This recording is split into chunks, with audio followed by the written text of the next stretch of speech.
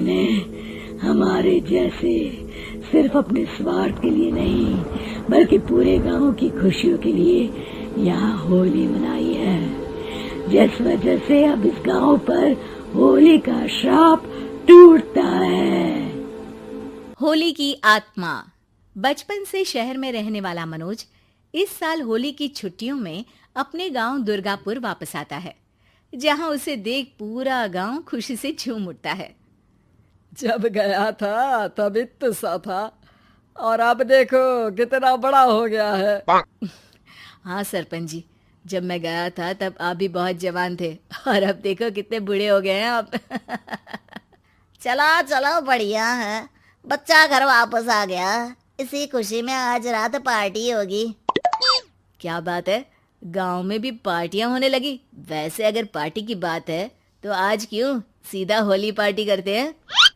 Holi party की बात सुन चहल पहल में अचानक सन्नाटा छा जाता है, जिसे देख मनोज को कुछ अजीब लगता है, लेकिन तभी सरपंच बात पलट देता है। अब बहुत देर हो गई, चलो सब अपने घर चलो, पार्टी के बारे में कल सोचेंगे। मनोज भी मम्मी पापा के साथ घर आ जाता है, पर होली पार्टी और उस पर पूरे गांव की खामोशी वाली बात अभी तक उसके जहन से निकलती नहीं। पापा, होली पार्टी की बात पर सब चुप क्यों हो गए थे? अरे होगी उनकी कोई अपनी बात, मुझे गांव की पंचायत ही थोड़ी पता है। थक गया हूँ, चलो सो जाते हैं, कल बात करते हैं। पापा की बात मानते हुए मनोज भी सोने चला जाता है। आज तो छुपा लिया, लेकिन हफ्ते बाद जब होली का दिन आएगा तब इसे कैसे रोकोगे? अगली सुबह सूरज के साथ ही मनोज भी गांव घूमने निकल जाता है, जिस पर रास्ते में उसे अपनी ही उम्र के कुछ लड़के भी मिलते हैं, जिनसे दोस्ती कर अब वो उनके साथ घूमने लगता है। इसी तरह कुछ दिन बीत जाते हैं और होली नजदीक आने लगती है। दोस्तों, होली में 4 दिन ही बचे हैं, पर गांव में उसकी कोई तैयारियां क्यों नहीं दिख रही? क्योंकि यहाँ होली नहीं मनाई जाती। अरे पर ऐसा क्यों? वो राजा भूषण। अरे तुम 4 दिन के लिए आए हो, क्या इतना सोच रहे हो? चलो कुछ खाने चलते हैं। इसी के साथ एक बार फिर होली की बात को टलते हुए देख मनोज को शक होने लगता है। वो घर पहुंचते ही इंटरनेट पर अपने गांव और राजा भूषण के बारे में जानकारी निकालने लगता है। क्या? मुझे आज तक ये नहीं पता था। ऐसा कैसे? किसी ने मुझे कुछ बताया क्यों नहीं? सारी जानकारी लेने के बाद मनोज गांव वालों या अपने मम्मी पापा से कुछ पूछे बिना खुद ही उसकी सच्चाई के बारे में छानबीन करने लगता है, जिसके चलते वो राजा भूषण की हवेली में पहुंचता है। वाह, क्या हवेली है यार! पर क्या यहाँ सच में कोई भूत है? हेलो भूत जी, कोई है क्या? हम इस साल गांव में होली सेलिब्रेट कर रहे हैं, क्या आप उस पर थोड़ा इंटरव्यू देंगे? मनोज के ऐसा बोलते ही गांव में तूफान उठ जाता है और हवेली में रखी सारी चीजें हिलने लगती है। एक अदृश्य शक्ति मनोज को धक्का देकर हवेली से बाहर निकाल दरवाजा बंद कर लेती है। ये सब देख मनोज हैरान रह जाता है। क्या अभी मुझे हवा ने धक्का देकर बाहर निकाल दिया? मेरे होते हुए इस गांव में कभी होली नहीं मन सकती, इसलिए दोबारा ऐसी कोशिश भी मत करना, अंजाम बुरा होगा। आवाज सुन मनोज हैरानी से इधर उधर देखने लगता है, पर उसे कोई दिखाई नहीं देता। वो गांव वापस आ जाता है, जहां तूफान की वजह से सब कुछ तहस महस हो चुका होता है। आखिर ये तूफान आया कैसे? ना ऐसा कोई मौसम था और ना ही हमने होली का त्योहार मनाने की बात की थी। सरपंच की बात पर कोई रिएक्शन दिए बिना मनोज चुपचाप अपने घर चला जाता है।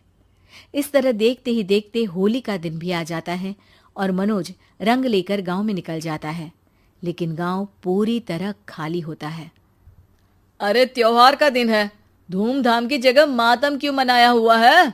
मनोज की आवाज सुन सब अपने घर की खिड़कियां खोल के घर के अंदर से ही उसे वापस जाने के लिए कहने लगते हैं, पर वो किसी की नहीं सुनता। तुझे पहले भी समझाया था, अगर होली खेलने की कोशिश भी की तो अच्छा नहीं होगा। अरे बात मान लो बेटा, तुम्हें सच नहीं पता। मुझे सब पता है। सालों पहले इस राजा ने एक अंधविश्वास फैलाया और आप लोग आज तक उसे मानते आ रहे हो। अरे बेटा, जब तुम पैदा भी नहीं हुए थे उससे भी बहुत पहले से इस गांव पर होली का श्राप है। अगर गांव में होली का त्योहार मनाया जाता है तो प्रलय आना पक्की बात होती है। राजा भूषण इस सब में नहीं मानते थे और त्योहार मनाने लगे, जिसके चलते होली वाले ही दिन पहले उनके बेटे की और फिर उनकी मृत्यु हो गई। तभी से गांव की रक्षा के लिए उनकी आत्मा उस हवेली में रह रही है। सबकी बातें सुन मनोज उलझन में पड़ जाता है। सोचना भी मत मनोज, अगर तुमने इस परंपरा को तोड़ने की कोशिश भी की तो उसका परिणाम इस गांव और गांव के लोगों के लिए अच्छा नहीं होगा। मुझे भी यकीन नहीं हो रहा कि आप लोग एक बेतुकी बात को मानकर सालों से रंगों के त्योहार को मातम की तरह मनाते आ रहे हो। मनोज किसी की कोई बात ना मानते हुए पूरे गांव में रंग बिखेर देता है, जिसके तुरंत बाद वहां तूफान के साथ बिजलियां गरजने लगती है। अचानक मौसम में ऐसा बदलाव देख जहां मनोज कंफ्यूजन में आ जाता है, वहीं गांव वाले डर से सहम जाते हैं।